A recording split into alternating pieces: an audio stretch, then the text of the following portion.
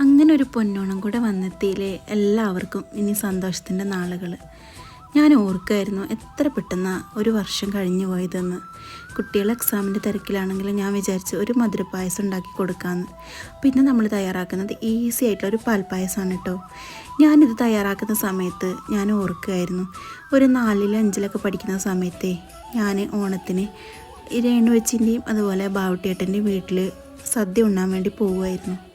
നിതൂട്ടനും നിജുവും നീനയും അതുപോലെ പൂമ്മേച്ചിയും നിഷേച്ചിയും കണ്ണേട്ടനും കൗസേച്ചിയും ബാലേട്ടനും എല്ലാവരും കൂടെ ഇരുന്ന് ഞങ്ങൾ സദ്യയൊക്കെ കഴിച്ച് ഇതുപോലൊരു പായസം തരും രേണുവച്ചി. അതും കുടിച്ച് ബ്ലാക്ക് ആൻഡ് വൈറ്റ് ടി വിയിൽ പപ്പയുടെ സ്വന്തം അപ്പൂസ്, കളിപ്പാട്ടം, അങ്ങനെ ഒരുപാട് സിനിമകൾ കണ്ടത് ഒക്കെ ഓർക്കുകയായിരുന്നു.